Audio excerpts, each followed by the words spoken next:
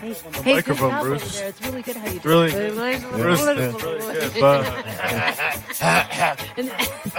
I'm Bruce.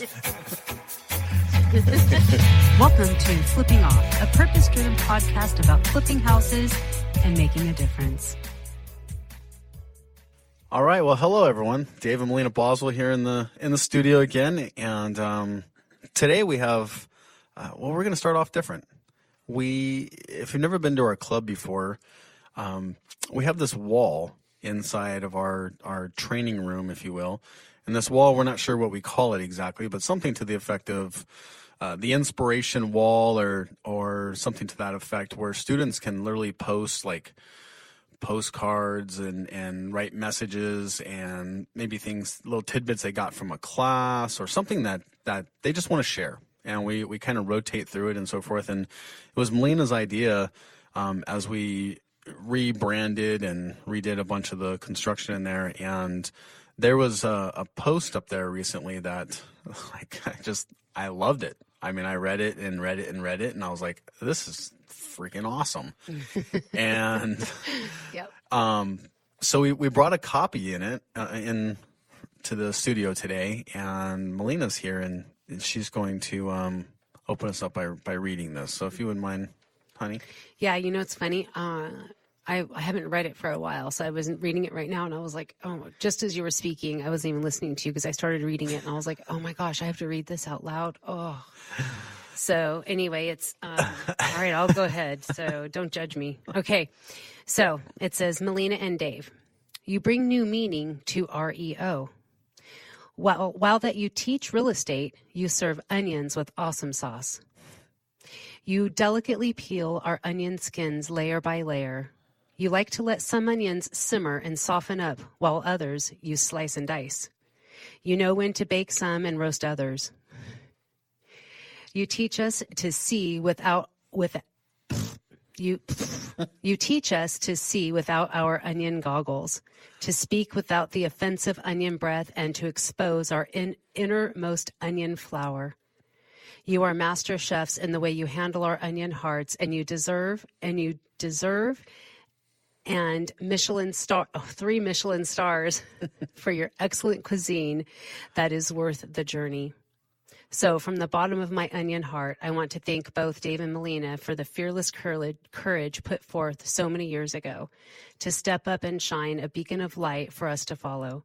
Not only have you taught me the art of real estate investing, you have truly restored my appetite for life. God bless you both. Bruce. So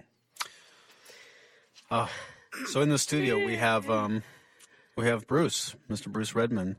Hi. Good morning. How are you? Author of that beautiful piece of literature. Yeah, and we read that obviously, and well, I'll just speak for myself. It's difficult for us to sometimes receive, and the last part of that where inspiring your appetite for life was probably exactly how I see you, at least from where you were, a couple of years ago now, to where you are today. That was a really big deal. And by the way, in here, we have Mr. Tim Wilkinson as well, who's joined us this morning, because Tim had some really powerful insights as we were talking about this podcast and just asking Bruce to come in here and so forth. And if you guys remember, a couple of weeks ago, we recorded the Do You Remember? Yes. And this just ties so well into It really Do You Remember? does. Because I've totally forgot so many things that's happened with Bruce and his journey ultimately here. So Yep. with that, honey, you've spent a great deal of time with Bruce and his wife. Yes. And just their whole journey and process. And so I don't want to speak, though. I want to allow you to, From my perspective. from your perspective. Bruce's journey.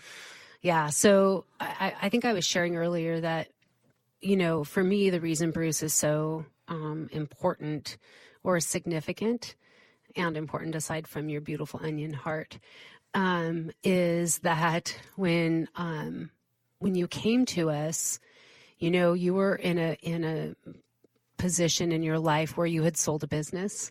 You were just waiting to get paid out. You were kind of on top of the world in terms of you weren't at the grind every day. You had just had a newly discovered freedom of your time. And you kind of thought like, hey, I'm going to figure out what I want to do now. And you were, I think you were okay. You know, you were kind of all right. This is my perspective. Now you can definitely correct me if that's not the case. Maybe you were just masked up. Well, I was hiding things very well, I think. Oh, okay. When the business sold, the first time, the new owner and I didn't see eye to eye, and I left in a bad way. Yeah. And I was in a very negative spot. Mm-hmm. Excuse me. And you know, I was trying to move forward in life and find out what to do. And I was looking at a different business. I knew I'd never wanted to work for somebody again. I knew I didn't trust people. I didn't, you know, I had lost a lot of respect for people, I guess, you know, trusting people. And in my journey of finding the club, you guys were able to open that up and bring that back. And that's where I got the zest for life back, is that, you know, I began to trust people again. I began to open up to people again. When I first showed up, I was very, I thought I was very closed, very, you know, my lips were zipped shut. I wasn't, very guarded. Mm-hmm. You know, I was there for some real estate information, but, you know, that this club full of people I wasn't really sure about. Sure. And so that was where I was at. Yeah. Okay. So that's kind of true. Yeah. I totally know that. But I think you were, so that's what you're talking about internally. That was definitely what was happening emotionally, internally. And I think that I definitely didn't know that about you. But I think that you felt some sort of, like, you know, I know this is what's going to happen. I'm going to, you know, close on my business, and then I'm going to get this money, and then I'm going to, you know, go figure out and do whatever I'm going to do. And then that ended up taking much longer than you anticipated. Yes. Yeah. So from my perspective, this is the way it looked from the outside looking in, was that, you know, you had some, maybe, you know, you had your own calendar. Expectations. Yeah. Some expectations and a timeline of the way things were going to happen. And then it was like one bump and then another bump. And then all of a sudden you found yourself in a position where you were like, oh, shoot, this business isn't, like, the money hasn't come yet. The acquisition hasn't closed. So now I find myself in a position where I probably need to make some money. Yes. And that was new, because I think when you first came in, you didn't think you'd be there right away, or, you know, you had a different timeline. And the timeline ended up not being yours. Right. I wasn't sure if anything really was going to come of the sale. Right. I didn't know if I'd ever see any money. I didn't know if that was ever going to pan out. I really wasn't trusting them at that point.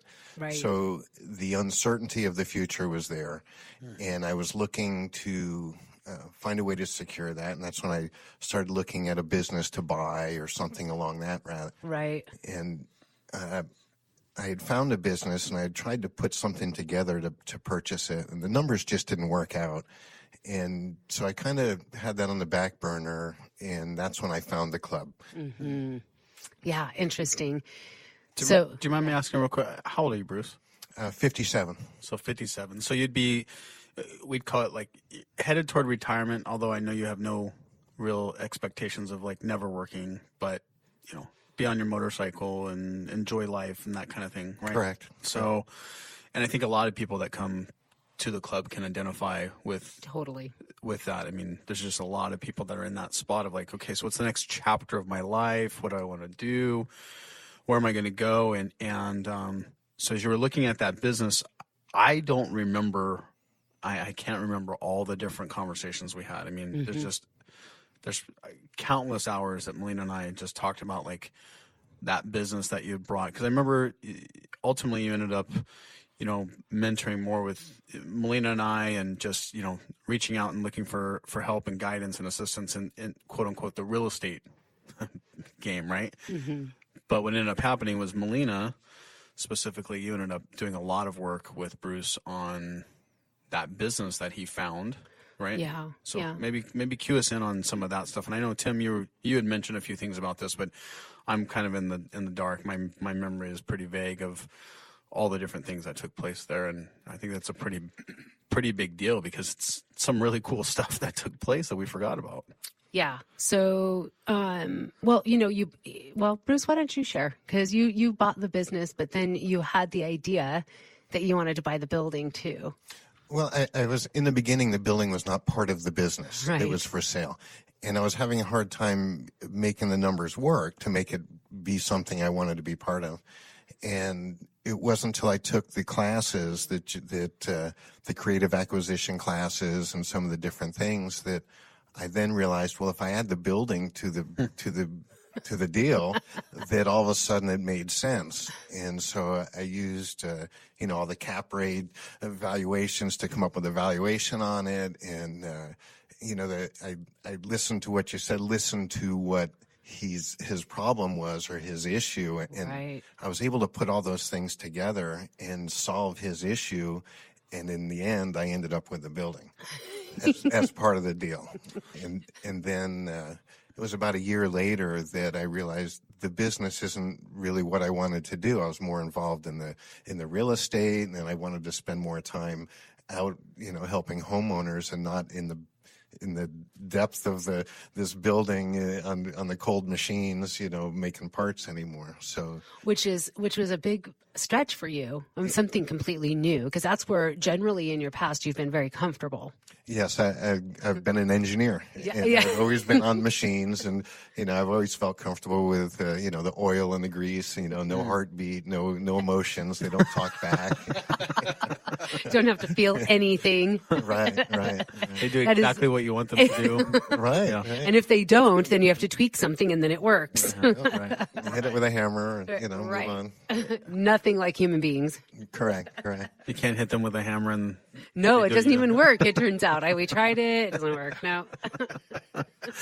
So I heard you say, so you paid attention in class, you listened to what was being said. It's very key. And I'm sitting here looking at Tim because when you talk about, creative acquisitions and, that whole series of classes that, Chris Albin teaches, and you don't realize how much you're learning, when you're sitting there, right? Right. It's, go ahead. Yeah. The more you listen, which is what Melina teaches, listen, and the more you listen, the more you learn. And you allow us to repeat the classes again and again. And every time you repeat, you pick up another piece of something. You a different emphasis, a different something. And so I learned to listen, and that really paid off in a big way. That's funny He's because almost embarrassed. He's like, it really paid off. Yeah, it's such a simple concept. Listen. yeah. Listen so hard that it hurts is That's actually what I say. Can somebody take Bruce's picture right now? Because he's cute. as biggest smile I've ever seen him have with is from ear to ear right now. It's pretty awesome. But you picked up on, there's a couple of really keys there, so I don't want anybody to miss those. But you repeated, right? So you plugged in, you stayed the course. There, your level of skepticism when you came in was obviously high for various reasons, your own life experiences and the people that had, mistreated you or weren't, straight up with you. And we can definitely get that. We can relate to that. And, coming down to some strange club to meet some strange people. And when you're used to talking to machines and, here. Because people do suck. Yeah. Unfortunately, a lot of times people are definitely not, what they pretend to be and so forth. And I think that's a real challenge for a lot of people. I mean, we talk to so many that come to our office that are, like, is this really real? Are these people really who they say they are? Are they going to do what they say they do? And, while we're not perfect, we do our best to serve anybody that we ultimately take on inside the club. And so, Well, we always show up. I mean, yeah. I don't think anybody expects another person to be perfect. I think people expect people to be there. Yeah. That's all. That's the only thing you can really do is give your word and your commitment, Yeah. right? That's what it really comes down to. Yeah. So now looking at you from, when was it? Was it 2 years ago? A little over 2 years. A little over 2 years. So 2 years, and you've been involved in some real estate transactions, right? You've had a few of those taking place, but I, for me, that's not even the significance of any of this, because I think you're more than capable of closing real estate deal after real estate deal. You're a sharp guy. You're actually a lot more personable than most engineers, that I know. That's true. That is true. So, I mean, looking at an engineer over here with Tim, this guy couldn't talk to Not personable at all. to who he is today, right? Yeah. The guy who's making jokes every 30 seconds now. And I like how it's so funny when we talk about Bruce's deal. Tim's face, his whole face lights up. He goes, "That is a cool deal." right. I think loves that. I really think it's cool. Bruce didn't. He didn't get into the rest of it. I mean, we kind of stopped talking about the process when he finally hit that year mark and decided that he wanted to get back into real estate. I mean, we didn't talk about what happened after that. I mean, didn't you, at that point, you decided to... I decided to sell the business. Right. Because it was taking too much time. So I decided to sell the business, and once again, I did a creative sale, and I sold the business and had them remove it from the building. So, and then the payments of that is what's paying for the building. So Boom, chakalaka. Right. So you have ultimately own the building. Correct. Yeah. Correct. Somebody else is paying for. Correct. We like that. So ultimately buy the business with Other people's money. Run the business for a while and decide that it's not for you, and that's fine. But then sell the business using other people's money, using the first other people's money, and cash flow on it through the whole year, make money through the whole year. Correct. As in running the business. Get all the write-offs. Get all the write-offs and everything, Yeah. all the benefits of business ownership and property ownership. Correct. And then sell it. And now the person who's buying the business from you is paying for the business that you bought on other people's money and paying for the property, and you're going to end up buying the property. And for me, because I love the creative stuff. Right. So for me, I'm like, that is one heck of a cool way to buy a piece of property. That's right. ultimately what he did, right? Right. And through the whole process, Bruce is thinking, man, I really want to get into real estate. And in the end, he was buying property the whole time. Right. Isn't that fascinating? Because that's a really good point, Tim, because, and I think Bruce said it, he bought a business that he was comfortable with, right? Machines, working with machines and grease and not belly buttons with heartbeats. And, but then ultimately through your journey, you realized that actually what gives life is being involved in other people's lives. Yes, and that's kind of back to the thing that you read earlier, the peeling the onions and being in all the classes and being there on a regular basis and seeing how you interact with different people and how you help them,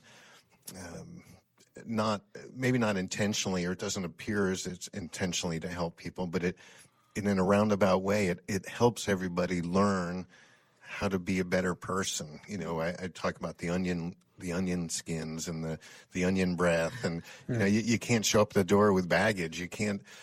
You have to be open and transparent and honest, and that's kind of what happens just by being part of the club. It's a beautiful thing. What you guys have put together, it's not just real estate. It's all these other strategies, all these other things that are way more important. Learning to listen. Just such a huge thing. Yeah, that's, I appreciate that so much, because that has been, that was our goal from the very beginning, which was Sanctuary. That's what I wanted to create, was Sanctuary. And for me, what Sanctuary means is safety. So and everybody. I want everybody to walk in and feel safe. That's the whole point of it. So I love that you said you can't come in with baggage, and you can't lie, which is so funny. Isn't that cute? Tim, what were you going to say? I already know you're going to say something. Go ahead. We always talk about baggage and stuff like that, but something I've noticed about myself, because I'm engineering, right? I definitely coined that term. Right. I'm an engineer. That's how my brain works. That's my personality before I came, and It's your perfection. Right. And I remember Bruce, when he first came, very much the same way. Mm-hmm. And I think it's really cool. Like when I read this, this onion analogy, if you will, I was thrown, like, I loved it. When I read it, I was like, holy cow, this is so good. It's so deep, right? Because we always talk about peeling the onion and things like that. But so for me, it was really deep. And I'll tell you the thing that was the most surprising to me was when I got to the end and I was like, Bruce, that engineering guy has, like, because you don't get that Bruce, like at the time when Bruce first came around, you don't get that Bruce has that in him, because he is very much an engineer. He's very much an engineer, and for Bruce to actually put that out there, I was surprised that it was Bruce. I think that's what probably had such a huge impact on me reading it. Right. Was who it came from. Right. Right. You know, so I looked at that and said, well, that's who Bruce really is. The other Bruce that, comes in masked up and just, kind of calloused and maybe guarded. Yeah, but always pleasant. Absolutely. Always with a smile on his face, Yes. always happy and everything. Yes. But internally, Yes.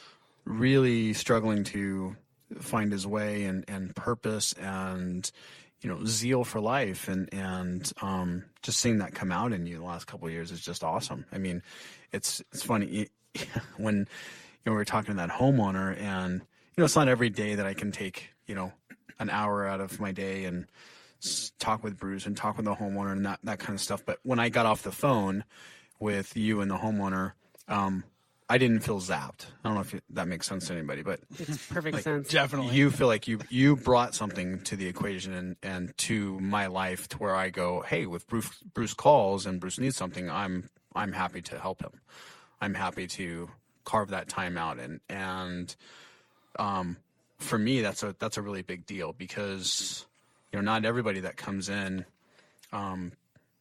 is really growth oriented the way. Yeah, I was just going to say the important piece of that is that what you get, the importance of that is that Bruce walks in 100% ready to grow. Sure. So he doesn't. You never come in, Bruce, with Not a taker. definitely not a taker. And it doesn't mean that you don't get things. It's just that you don't show up as a taker. And I love that what you said was that you have to be honest. Like, not being honest isn't an option. And that says, like, it speaks volumes, because not everybody gets that. No. Right. And the people that don't receive that, the people that are unwilling to operate in that kind of a mindset, don't have the growth. And I think that, like, if there's one thing everybody could take away from it, like, not being honest, not an option. Right. I think that's so good, because I think if you're honest, it doesn't zap everybody. It doesn't take the life out of people. What takes the life out of other people is when you're faking it. When you're faking who you are, when you're faking and you're trying to be something that you're not, that's exhausting. Somebody who's completely honest and transparent is not exhausting at all. It's refreshing. It's life-giving, actually. Yeah. And that's really who Bruce is. I know Bruce in a different way, obviously. He's coachable and humble along those same lines is what really, because I know other people would say, well, I'm honest, but, they could be honest all day long, but if they're not willing to. You have to be growth oriented. Yeah, absolutely. Yeah, you have to be wanting to grow. Right. And I think that's where the honesty shows up, I know that Bruce and I had, it's funny, Tim says that, reading the Onion story and then realized it was Bruce, was like shocked. I guess for me, I wasn't shocked, because maybe I know you on a very different level. And because I've had the privilege of mentoring with you and really creating it, mentoring has only been nothing more than a friendship from my perspective. Right. And you've been willing to share a lot of very personal things that have happened in your life. And would you mind sharing a little bit about the most recent scenario that you've experienced? Would you mind? Is it okay if I'll walk you through it if it's When I okay. came to see you? Yeah, the most recent thing. So I set up an appointment to come see you. I know it's not real mentoring, but it sort of is. Yeah. I mean, it's kind of life mentoring in a way. Yes. And I came because I was disappointed in myself that I wasn't. I felt I wasn't putting enough time and effort into growing my new business in real estate, and partly because I was so involved with helping a homeowner, a lady that was a friend that lost her husband, and he left her with an overwhelming burden of stuff, just car parts galore, and just a huge burden on her. And I just, I made a promise to him on his deathbed that I would help her and, get through this and not struggle. And so, Bruce, can you? Yeah, I know it's an incredible story that I think is so. It's powerful. It's incredible. But if you wouldn't mind sharing, well, let me ask you this question. This was friends of you and your wife. Yes. And he was in the hospital for how long? He had gotten throat cancer and went into the hospital.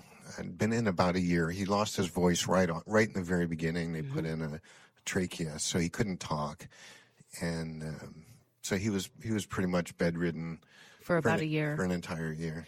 And it was very sudden too. I mean, he was a healthy guy, mid-60s, wow, and just very active, just a nice guy. So just to clarify, so when you said you were working with a homeowner, this was actually friends. These are friends, yeah. Okay. So it wasn't just some homeowner that you just randomly met.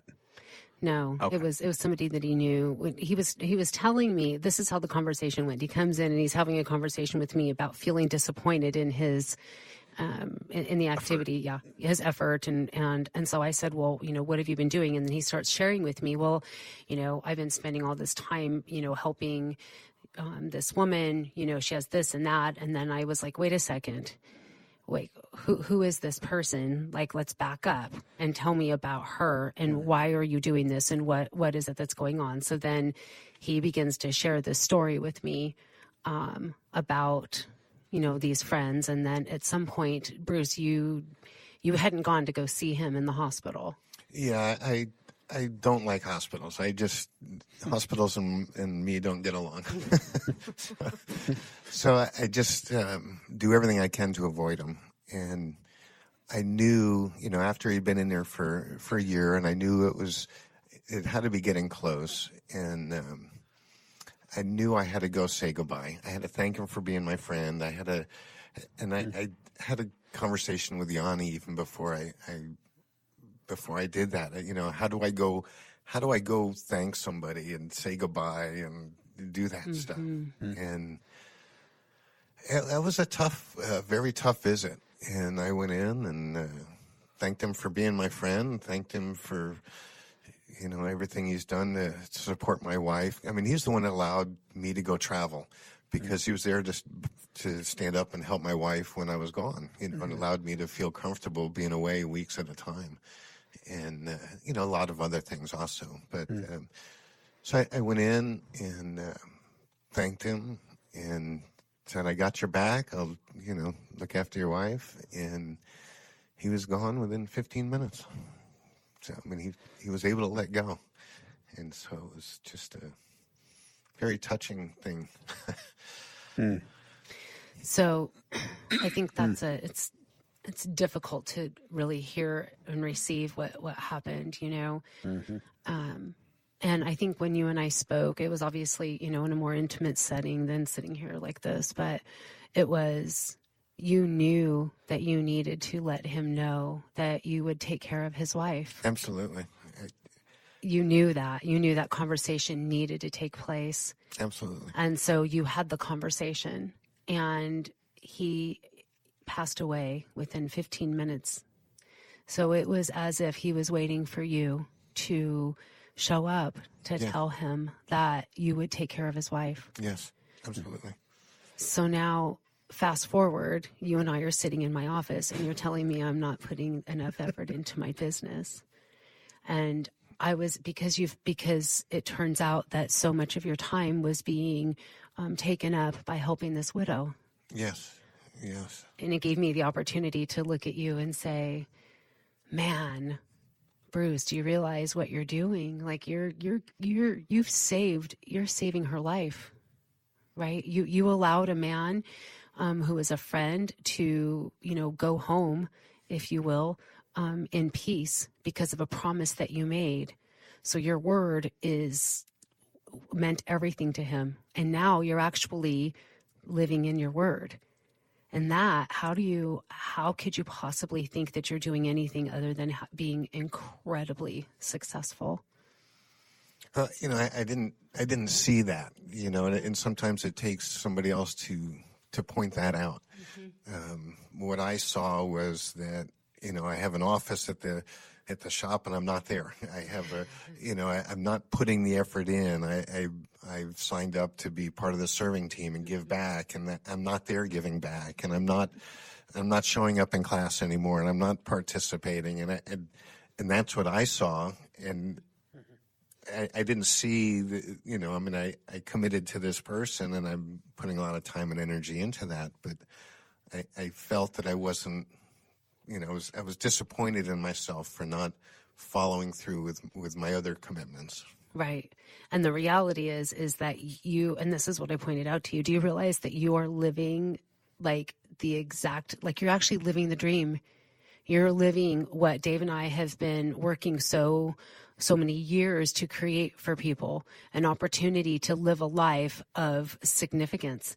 And that's really what you're doing. And the significance that you're having in one woman's life is no small thing. Like every single life matters. Every single person matters. And if it weren't for you, this widow wouldn't be able to move on the way she is right now. Mm-hmm. So that was why I said, this story needs to be shared, because you really are living proof of kind of like our goal to create for people. At least I don't feel like we've created it for you. I think that maybe we've given you a space to realize it. That's all, which for us makes, you have no idea. It makes everything worth it. It makes all of the challenges, all of the opposition, all of the whatever, it makes it worth it, because I look and I go, if one widow can sleep well and be safe and have her affairs taken care of because she lost her husband too soon, oh my God, are we doing the right thing? And I got that from you guys, because, that's through the club, showing how to, a life of service, serving people, being open and honest. And that's not something that that's not a lifestyle that I'd lived before, as an engineer. So I just, that was not me. And so I'm a very different person, and I owe that to you guys. I absolutely owe that to you guys for bringing that out. If it was always inside me, you brought it out. You shined that light, that beacon of light that allowed me to follow. And I was going to say, you were always that person. Absolutely. You just put the label on yourself that I'm an engineer and I'm not that person. That's right. Because character always reveals itself. That's right. Right? So that's who you really are. And you just didn't have the platform and the space and the sanctuary to be able to be you. And so I'm proud to call myself your friend, and I'm proud of who you are today and being here. And I think it's a really big deal, and one that we shouldn't take so lightly maybe sometimes. Yeah. Me too. Of what it looks like. So I guess this is another podcast to remind us. What do you know? Tim, you all right over there? Yeah,